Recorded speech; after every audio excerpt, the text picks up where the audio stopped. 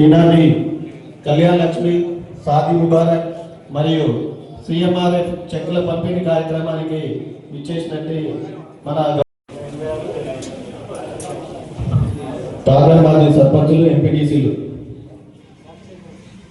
Fax chairmans,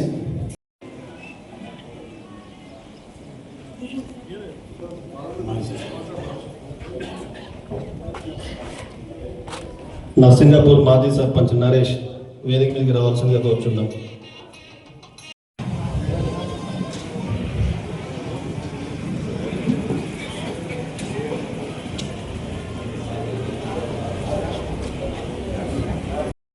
ఇంకా ముందు కూడా మన ప్రాంత అభివృద్ధికి చేద్దాం. ఇప్పుడు ఇక్కడ అందరూ కూడా మాజీ సర్పంచ్ ఉన్నారు, మాజీ ఎంపీటీసీ ఉన్నారు. ఈ మధ్య కాలంలో ఈ ఏడాది నెలలో ప్రతి గ్రామంలో రోడ్ వేస్తాం. అది హస్నాబాద్ కావచ్చు, చెర్లపల్లి కావచ్చు, అంతర్గామ కావచ్చు, ఈ నర్సింగాపూర్లో దుమ్ము వేసి గీత అంటాడు మా మల్లెడు. అట్లా ప్రతి గ్రామంలో రోడ్లు వేస్తాం, ఇంకా వేస్తాం. అభివృద్ధి అనేది నిరంతర ప్రక్రియ ఎప్పటికి కావాలి. లక్ష్మీపూర్లో కూడా బాగా వేస్తాం. అంతరం కూడా జాబితాపూర్లో కావచ్చు, పెద్ద పెద్ద గోదాములు జాబితాపూర్లోనైతే రాష్ట్రంలో అందరూ అనుకుంటారు ఈ సంజయ్ కుమార్ సార్ సరే అటుకెళ్ళి ఇంటి పోయాడు, మళ్ళీ ఈ ముఖ్యమంత్రితో తిరుగుతున్నాడంటే నాకు ప్రజలకు పని కావాలి. మనది రైతుల ప్రాంతం, మనకు గోదాములు కావాలి.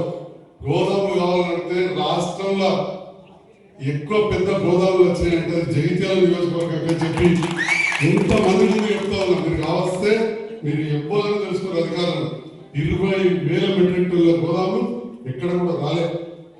ఎక్కడికో ఇక్కడ 5-10,000 మెట్రిక్ టన్నులు వస్తే కూడా అవి పని మొదలు కాలేదు.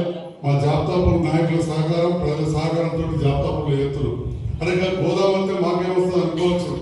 నిజమైన రైతు, అభ్యుదయ రైతులు ఉంటే ఎప్పుడైనా ధర తక్కువ ఉంటే ధర పెరుగుతుంటే గోదావరి నిల్వ వేసుకుంటే మనకు లోన్ వస్తుంది.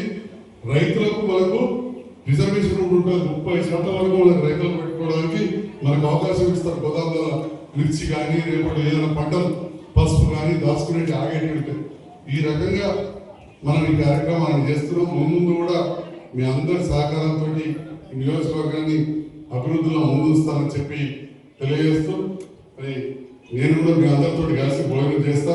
కొద్దిగా వంట మంచికి చెప్పుడు రాజమే లేట్ అయిందాక నేను కూడా అడుగుతాం. చెక్కలు తీసుకున్న తర్వాత దయచేసి మళ్ళీ వచ్చి అదే కుర్చీలో కూర్చొని నేను కూడా అందరం కలిసి మీ నాయకులు ఇక్కడ వేదిక మీద ఉన్నారు, వేదిక ముందు కూడా నాయకులు అందరం కలిసి భోజనం చేద్దాం. ఇక్కడే ఇళ్ళ కార్యక్రమం కావచ్చు, రేషన్ సన్న బియ్యం కావచ్చు, ఇంటికి ఉచిత కరెంటు కావచ్చు, ఇట్లాంటివి కొన్ని చేయలేకపోయినాం.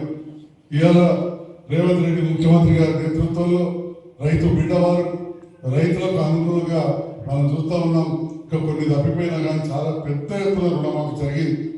అదేవిధంగా మన రైతు బంధు చిన్న రైతు నుంచి పెద్ద రైతు వరకు 9 రోజుల్లో 9,000 కోట్లు రైతు పెట్టుబడి ఇచ్చిన ఘనత రేవంత్ రెడ్డి గారు దక్కిందని చెప్పి ఈ సందర్భంగా తెలియజేస్తున్నాం.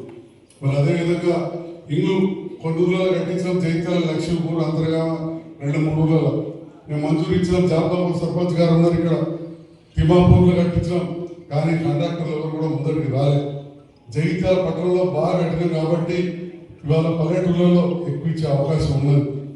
ఏ గ్రామమైనా కానీ ఒక్క బూతుంటే 15-20 ఇళ్ళకు తక్కువ కాకుండా జగిత్యాల నియోజకవర్గానికి పక్క నియోజకవర్గాల కంటే కూడా ఎక్కువ ఇళ్ళు వస్తాయని చెప్పి సందర్భంగా జరుగుతుంది. మీరు రేపటి నాడు మన ఊర్లు చూసుకొని జగిత్యాల మండలంలో పక్క నియోజకవర్గాలు ఉంటాయి.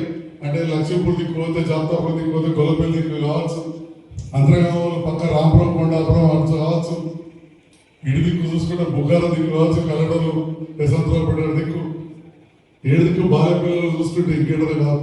ఏడు చూసినా కానీ రేపటి నాడు మీరు రాసుకుంటే పేద వాళ్లకు ఇందిరమ్మ ఇల్లు అత్యధికంగా వచ్చే నియోజకవర్గాలు జగిత్యాలు ఉంటుందని చెప్తున్నాం.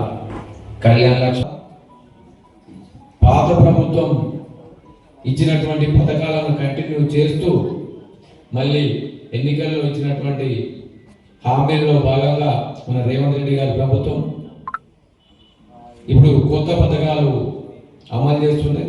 ఇంకా కొన్ని కూడా పథకాలు అమలు చేసే అవసరం ఉన్నది. ఎందుకంటే 5 సంవత్సరాల కాలంలో అన్ని పథకాలు కూడా ఒక్కసారి అమలు చేయడం ఆర్థిక తప్పనిసరిగా విధంగా పథకాలన్నీ అమలు చేస్తూ ప్రజా ఉపయోగకరమైన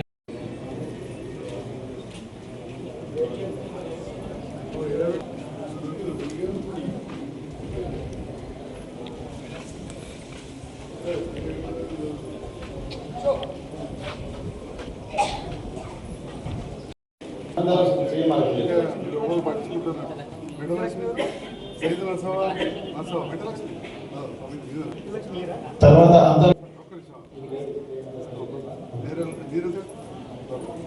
అందరూ రండి అమ్మా.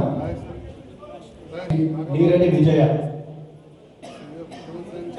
జగ్గుల వెంకటరాముడు, ఎస్ సుమలత పైకి రావాలమ్మా.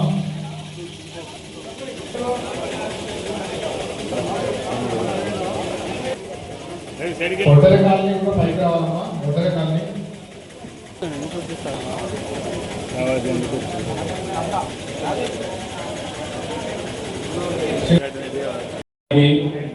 మరియు మండల ప్రజాప్రతినిధులకు తాజా మాజీ అందరికీ స్వాగతం సుస్వాగతం. అలాగే లబ్ధిదారులకు కూడా ఈరోజు ప్రభుత్వం చాలా మంది